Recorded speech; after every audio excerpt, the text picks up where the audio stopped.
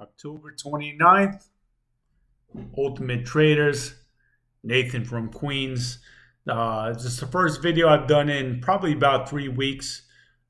Tons have happened in the last 3 weeks. Before I get into it and hit you guys with 3 different videos, I'm going to thank my man Leo Kagwan, the third largest shareholder of Tesla.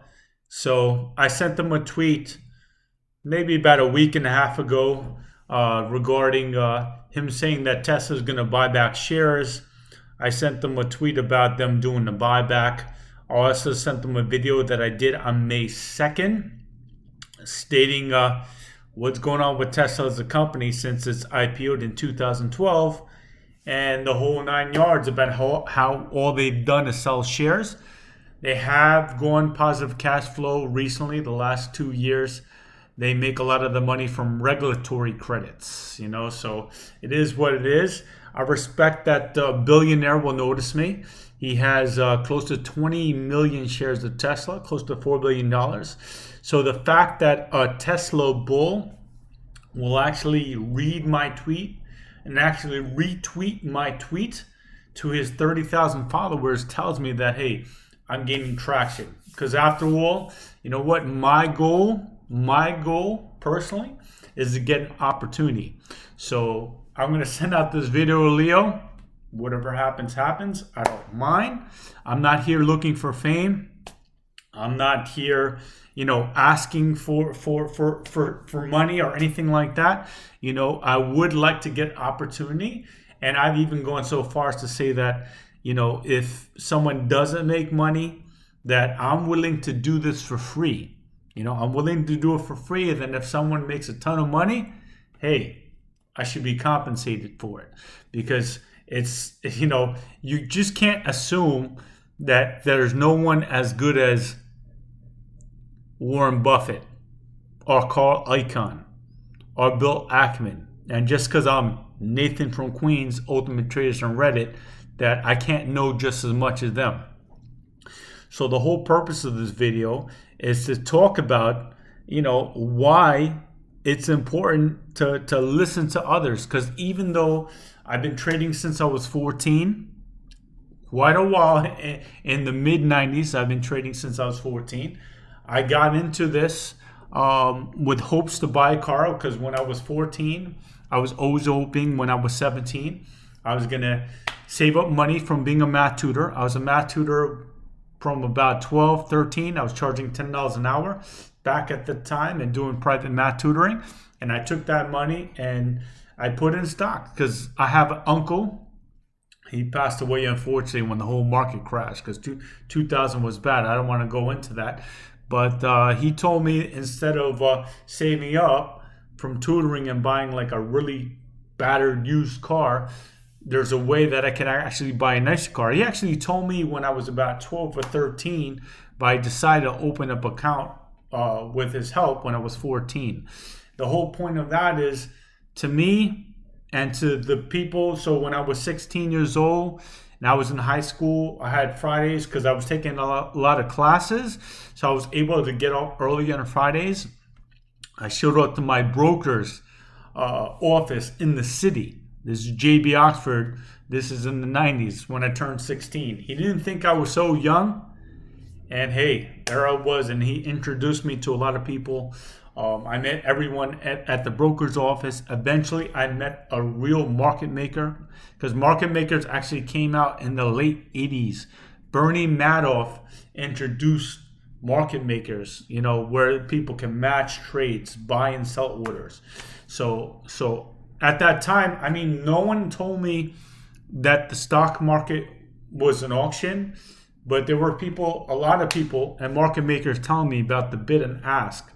Over time, I realized it was an auction. They were kind of telling me that it was an auction, but it took until about 2000 when I saw what was going on. That's when I realized it was auction. But the whole purpose of this video was, don't assume what an analyst says. Don't assume that a billionaire is smart. Don't assume because someone is on CNBC that they're a know-it-all. And this is going for everybody. So since the S&P 500 and the Dow Jones on January 3rd of this week hit all-time highs. The first end of the trading week, I made a video on January 8th. You can look it up. You can look it up, saying that this year is not going to be good for the market and that we could see a 30% drop. And it wasn't, we were dropping. This is from when we were way up high. So when we were dropping on the Nasdaq from 16,200 to 15 to 14 to 13, I was saying the whole time that we have not seen the bottom. Now, February 24th, when the war started, we hit a low at that time of 12,500. Then, this is the only thing that completely shocked me. So we were down like 500 on the Nasdaq when the market opened. Then we closed up like 500, maybe 400, but 800-point swing when the war started. That should already tell you that the stock market is about sentiment. It's an auction. It's what people are doing. Now I want even money managers, I want TV analysts, anyone to take out notes and write these things down, because this is Nathan from Queens, Ultimate Traders on Reddit. No one told me, about these things. I analyze trades from even when I was a kid up until now. I make adjustments. I see what's going on. I listen to people. Just because I don't agree with an opinion doesn't mean I don't listen. Because people even on my trade team have varying opinions from me. But a lot of them think I don't listen. No, I actually even listen to the people pumping GameStop, people pumping Apron. I absolutely don't agree, because those companies, I'm not going to say bad things on YouTube, because I don't have enemies on YouTube. I have enemies on Twitter, enemies on Reddit, because I just tell the truth. So those companies are not too good. They're not financially sound. Well, we're going to go through these 5 things, because a lot of people are asking me. They've been asking me. I kind of went over it in old videos. I don't know exactly which one. I look at 5 things, all right? I mainly look at 5 things, and charts are the last thing. Charts are the last thing. I'm tired of furrows. I'm tired of TV analysts saying, when S&P hits 3,400 or 3,500, we're going to bounce. I'm tired of people saying, oh, I saw this in the chart. I saw this. No, you did not see it in the chart. You would have went and you would have bought a whole bunch of money. You would have put a whole bunch of money if you were sure. So even I'm not sure. But I want you to go out, get a notepad, and write these 5 things. We're in a bear market, so it adjusts. But always in a bull or bear market, the number one thing I look at, number one, is market sentiment. Market sentiment. If we're in a bear market, market sentiment. Number 2, financials of a company. Financials, fundamentals, number 2. Number 3, what is the sentiment on that specific stock? What is the sentiment? What are insiders doing? What are big people in the company doing? What are major shareholders, institutions doing? 4, what is the sector doing? What is the sector doing? Do they hate chips right now? No, they didn't like chips. So even if HIMAX, HIMX did well, even if Intel did well, they hate the sector because of NVIDIA, AMD, TSM, they hate the sector. MU, they hate the sector. So even if Intel does well, stay away from chips. That's what I'm saying. Number 4, the sector. Number 5 is the charts. And the reason why number 5 is the charts is because charts do not buy stocks. Charts do not buy stocks. What a chart does, it tries to give you a visual on what is going on at the auctions. Are there more buyers than sellers? Lately, are there more buyers than sellers? What is the momentum? I mean, if you're a scalper or strictly day trade, you want to look at level 2s and like a 1 minute chart, 8 EMA, 20 EMAs. But scalping and day trading is for a bull market. In a bull market, you might not look at fundamentals as much, but number one, you still look at what's going on, market sentiment. Number two, what's going on with the stock, what's going on with insiders. Number three, the sector. Then number four, the fundamentals. Then number five, the charts. Maybe you could move charts in front of the fundamentals, in a bull market. But those are the five things to look at. Number one, market sentiment. Number two, fundamentals, because it's a bear market. Number three, sentiment on the stock. Number four, sentiment on the sector. And then number five, the chart. Now, the reason why that is so important, and the reason why I'm going through all this, is because over time, the S&P does about 8%.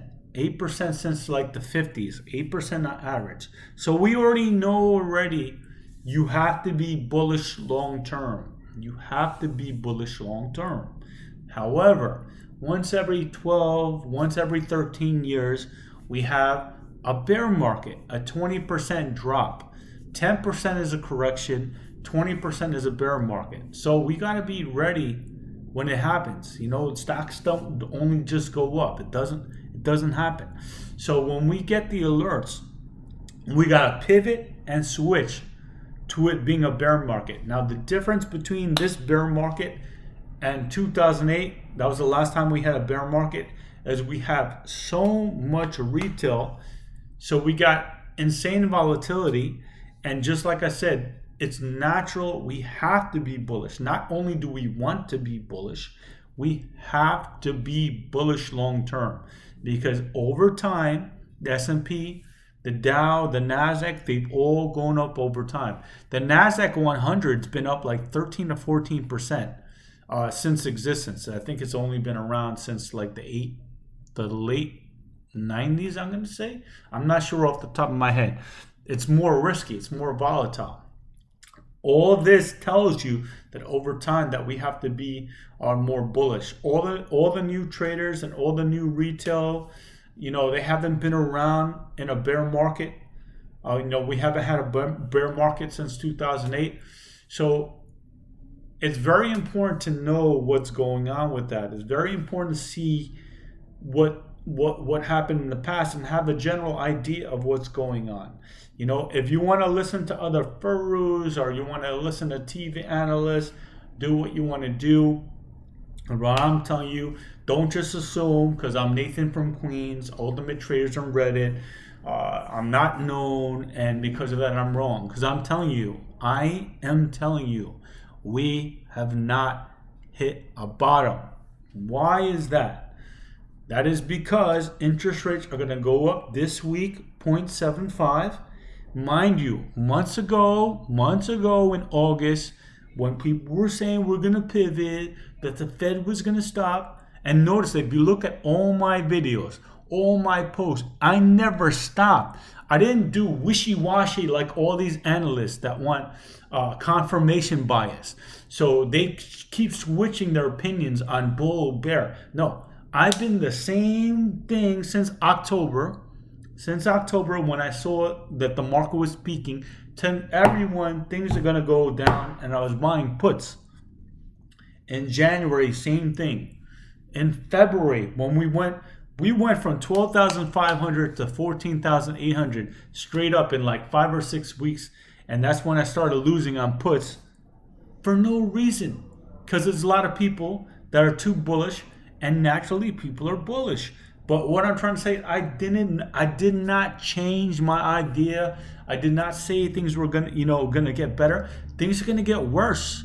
Things are gonna get worse. But we're not gonna go straight down because we have a lot of people that never been in a bear market, and they want to be bullish. And I understand there's a reason to be bullish because naturally things go up over time. Inflation is normally 2%. GDP is normally 3%. You put those numbers in, and what that means is companies are charging more. They're getting more because GDP's, revenues are growing, right? And because inflation 2%, that means the dollar is going down. That means you need more dollars. So over time, the same company in 10 years is going to collect more and more money and earn more and more money. So over time, every index will come back. That doesn't mean that every index over time will come back. And I understand why people are saying, things are, I understand why people are bullish, but right now is not the time. There are going to be bear market rallies, but we have not made new lows. You do what you want to do, but this is what I see. This video is, I don't want people to assume, because look, now we hit almost 10,100 on the Nasdaq. Now we're 11,200. Everyone is just saying we hit the lows. S&P 500 was at the low 3490 or something like that. And now it's what, 3,800 or 3,900? So everyone just assumed the coast is clear. The coast is clear. That's going to be video 2 of the state of the market. But the whole point of this video was, this is what I've been doing since I was a little kid. I don't even do it for money. I don't even do it for money. It's like ingrained in my body. When I was only 16, 17, meeting market makers, meeting stockbrokers, they called me the kid. As a kid, the chosen one. They called me ultimate trader to protect me because they had chat rooms on AOL and on Pal Talk, because we used Pal Talk when I was like 18 or 19 with the chat rooms, because they didn't want me to put my name out. They didn't want no one to know my name. They called me that. I'm not even trying to, it's not even ego boost. Michael Jordan, LeBron James, when they hit baskets in basketball or they dunk, that's what they do. They're great at what they do. They got paid for it, but they had natural talent, natural ability to do that, to play basketball, and eventually they got paid for it. I have a natural ability to analyze companies, check cash flows, and do my own valuations from all the analysis that I've done over the time. And I'm just looking to get paid for it. I don't even want the fame. Take my fame. I'm saying, Kathy Wood should pay me, fire off all her people. You know what? If she doesn't want to fire off all her people, just pay me and bounce ideas off of me. And then whether or not you want to do it is up to you. But hey, to the right person, I'm valuable. But the whole point of this video is, don't assume just because I am who I am that I don't know more than even a Warren Buffett, okay? Don't even make that assumption. And there's going to be bear market rallies. But no, we have not seen a bottom. Sorry. Say what you want to say. I don't mind. We have not seen a bottom. I don't know if we're going to hit what I feel right now, the range on the Nasdaq, what I feel after earnings this week, 92.50 on the Nasdaq to 10,250 is a safe trading range. It's about 10% a safe trading range. S&P 500, 3,200 to 3,500 is a safe trading range. Right now, obviously, we're above on the Nasdaq and S&P. So we're not safe. We're not safe. But we're not safe because everyone is going together. They're bullish right now, and they're pumping up stocks. They're pumping up stocks. So just be careful. If you want to buy the dip, buy the dip. But don't just assume, because if you go back to January, you look at my videos in February, in March, in April, in May, in June, July, August, September, I have repeated the same things. I have not jumped out and said, hey, we're going to rally or change my opinion. That's how you know. And we dropped from 16,200 on the Nasdaq to 10,100, straight down almost 40%.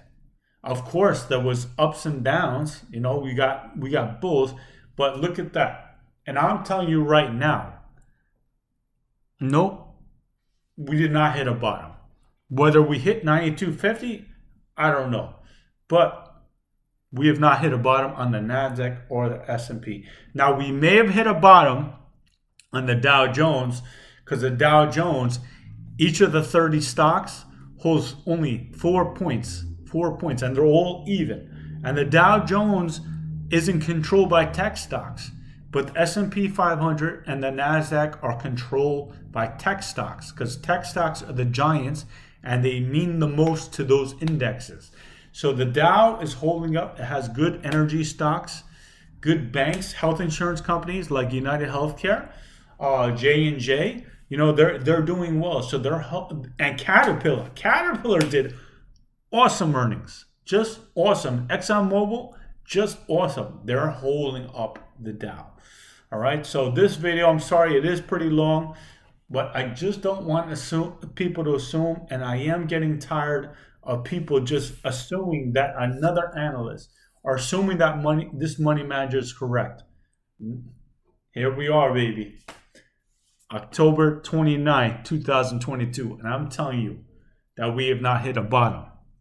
Now, the only thing is, and then I'm going to end this video, is people are going to could still be bullish if we get rate hikes, 0.75 and 0.75. I don't know why, but people can still be bullish. But these rate hikes take a long time to hit earnings. So we might not hit lows until February when we get the report for the third quarter. But into video 2.